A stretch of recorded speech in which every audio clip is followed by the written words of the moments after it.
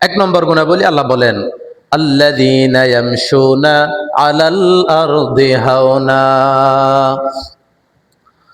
রহমানের বান্দার এক নম্বর গুণাবলী হলো, রহমানের বান্দা হলো তারা যারা জমিনের মধ্যে চলাফেরা করার সময় নিজেদের মধ্যে নম্রতার ভাব ফুটে ওঠে। জমিনে চলার সময় যারা অহংকার করে না, দম্ভ ভরে বুক ফুলিয়ে যারা দম্ভ ভরে হাঁটে না, বরং নম্রতার সাথে যারা জমিনে চলাফেরা করে, রাস্তায় চলাফেরা করে, এরা হচ্ছে রহমানের বান্দা। এখন নম্রভাবে চলাফেরা এর মানে এই না একবারে কুজু হয়ে একেবারে মেরুদণ্ড বাঁকা করে এইভাবে হাঁটা, এইভাবে উদ্দেশ্য না। উদ্দেশ্য হচ্ছে এমনভাবে চলা যাতে আপনার চলার মধ্যে কোনো প্রকার অহংকারী, কোনো প্রকার আত্ম অহমিকার ভাব ফুটে না ওঠে। এটাই হচ্ছে ইবাদুর রহমানের এক নম্বর গুণাবলী। শুধুমাত্র রাস্তা দিয়ে হাঁটা, রাস্তা দিয়ে চলার মধ্যে নম্রতা অবলম্বন করা বিষয়টা এমন না। গাড়ি ড্রাইভিং করার সময় রাস্তায় যখন আমরা গাড়ি ড্রাইভ করি তখন আমাদেরকে শালীনতা বজায় রাখতে হবে। এমনভাবে গাড়ি উচ্ছৃঙ্খলভাবে গাড়ি ড্রাইভ করা যাবে না যে আমার ড্রাইভিংয়ের কারণে পথচারীর কষ্ট হয় কিংবা আরেকজন ড্রাইভারের কষ্ট হয়। মাঝে মধ্যে দেখবেন কিছু কিছু বাইকার আছে, তারা তাদের বাইকের সাইলেন্সারের সাথে একটা ডিভাইস সংযুক্ত করে। সাইলেন্সার অ্যাড করা হয়েছে ইঞ্জিনের সাউন্ডটাকে রিমুভ করার জন্য, সাইলেন্ট করার জন্য, কিন্তু ওই সাইলেন্সারের মাথায় এমন একটা ডিভাইস তারা ইউজ করে ওই ইঞ্জিনের সাউন্ড কয়েক গুণ পর্যন্ত বেড়ে যায়। তারা যখন ড্রাইভিং করে তখন রাস্তার পাশে থাকা 5 তলা 10 তলা বিল্ডিংগুলো থরথর করে কাঁপতে থাকে। অসুস্থ মানুষগুলো যারা বিছানায় চটফট করতেছে তাদের ভিতরের দহন বেড়ে যায়, কষ্ট বেড়ে যায়। শিশুরা, মা অনেক কষ্ট করে সন্তানকে ঘুম পাড়িয়েছে, আল্লাহর ওই বান্দার গাড়ি ড্রাইভিং এর কারণে অতিরিক্ত সাউন্ডের কারণে ওই ছোট্ট সন্তানের ঘুম ভেঙে যায়। হয় না এরকম? যারা এরকম করে তারা রহমানের বান্দা হতে পারবে না, যদি হয় তারা শয়তানের বান্দা হতে পারবে। তাহলে গাড়ি ড্রাইভিং করার সময় ড্রাইভার সাহেব যারা আছেন, আমরা যখন গাড়ি ড্রাইভ করব আমাদেরকে শালীনতা বজায় রাখতে হবে, ঠিক না? তাহলে এক নম্বরে আল্লাহ পাক বলেন, আল্লাযীনা ইয়ামশুনা আলাল আরদি হাওনা। যখন রাস্তা দিয়ে চলবো তখন নম্র হয়ে রবের সামনে নত হয়ে চলাফেরা করব। রব্বুল আলামিন পবিত্র কোরআনের ভিন্ন জায়গায় বলেন, ওয়ালা তামশি ফিল আরদি মারহা। পৃথিবীতে দম্ভ ভরে চলাফেরা করিও না, কেননা ইন্নাকা লান তাখরিকাল আরদ। কেননা তুমি তো পৃথিবীর মাটিগুলো বেদ করে নিচে চলে যেতে পারবে না। ইন্নাকা লান তাখরিকাল আরদ ওয়া লান তাবলুগাল জিবালা তুলা। এবং তুমি কখনো পর্বত সম, পাহাড় সম নিজেকে উঁচু বানিয়ে ফেলতে পারবে না। তাহলে অতএব জমির মধ্যে রাস্তায় অহংকার করে বুক ফুলিয়ে চলাফেরা করিও না, কারণ এটা হচ্ছে অহংকারী। আল্লাহ বলেন, আল কিবরিয়া ও রিদাই, অহংকার এটা হচ্ছে আমার চাদর।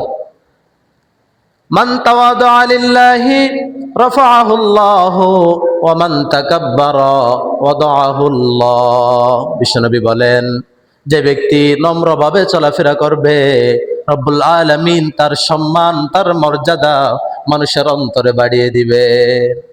ওয়া মান তাকাব্বারা ওয়াদাআহুল্লাহ। আর কোন বান্দা যদি অহংকারী করে বুক ফুলিয়ে চলার চেষ্টা করে, আল্লাহ রাব্বুল আলামিন মানুষের অন্তরের মধ্যে তার প্রতি ঘৃণা সৃষ্টি করে দিবেন, বিদ্বেষ সৃষ্টি করে দিবেন। আল্লাহ তার অহংকারের কারণে তাকে জমির মধ্যে নিক্ষেপ করবেন। ওয়াদাআহুল্লাহ, আল্লাহ রাব্বুল আলামিন তার মান সম্মানগুলো ধুলোর সাথে মিশিয়ে দিবেন। কেউ যদি অহংকার করার চেষ্টা করে, অহংকারী করা এটা একমাত্র আল্লাহর সাজে, ঠিক না? আমরা কি ছিলাম? সূরাতুল ইনসান, আল্লাহ আমাদের নামে একটা সূরা নাজিল করেছেন, সূরাতুল ইনসান। সূরা ইনসানের মধ্যে, যেটাকে সূরা ইনসানের আরেকটা নাম হচ্ছে সূরাতুদ দাহর। সূরাতুদ দাহরের মধ্যে আল্লাহ পাক আমাদের ইতিহাস নিয়ে বলতেছেন, হাল আতা আলাল ইনসানি হিনুম মিনাদ দাহরি লাম ইয়াকুন শাইআম মাযকুরা।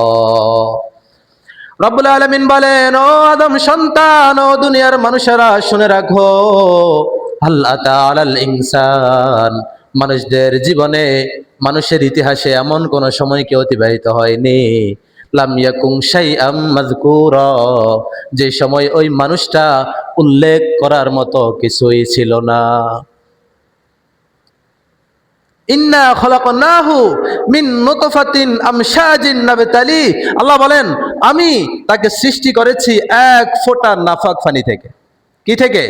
মিন নুতফাতিন আমশাজ, জমাট বাঁধা নাফাক পানি থেকে আল্লাহ আমাদেরকে বানিয়েছেন। ওই নাফাক পানি, ওই যে নুতফা, যেটা ওটা কি উল্লেখ করার মতো কিছু? আমরা তো সেটাই ছিলাম, আমরা তো উল্লেখ করার মতো কিছু ছিলাম না, এক ফোঁটা নাফাক পানি ছিলাম। সেখান থেকে রব আমাদেরকে সৃষ্টি করেছেন। অতএব অহংকারী করা এটা আমাদের সাথে মানায় না। ছোট্ট যখন ছিলাম, আমাদের আত্মীয় স্বজন আমাদেরকে কোলে নিতে ভয় পেত, কখন জানি প্রস্রাব করে দেয়, কখন জানি আমার জামা, আমার ড্রেসটা নষ্ট করে দেয়। আবার আমরা যখন বৃদ্ধ হয়ে যাব, তখন আমাদের ব্যালেন্স কিন্তু ঠিক থাকবে না, তাই না?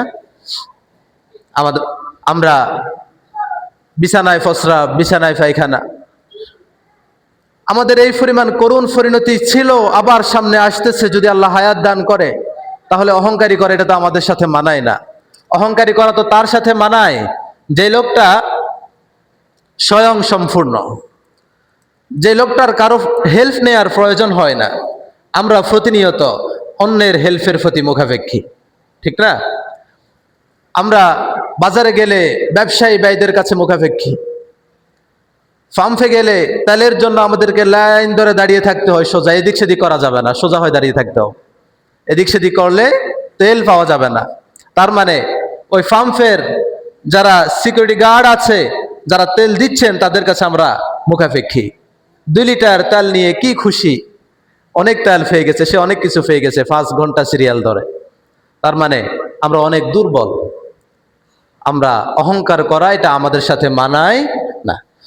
এজন্য আল্লাহ বলেন, ওয়াইবাদুর রহমানিল্লাযীনা ইয়ামশুনা আলাল আরদি হাওনা। ইবাদুর রহমান, রহমানের বান্দা হলো তারা যাদের 1 নম্বর গুণাবলী হলো তারা রাস্তায় চলার সময় নম্র ভাবে চলে, বুক ফুলিয়ে অহংকার করে চলে না। 1 নম্বর গুণাবলী আমরা সবাই কি আত্মস্থ করতে পেরেছি? সবাইকে বুঝতে পেরেছেন 1 নম্বর গুণাবলী? 1 নম্বর গুণাবলী, অহংকার করা যাবে না, সব সময় নম্র হয়ে চলতে হবে।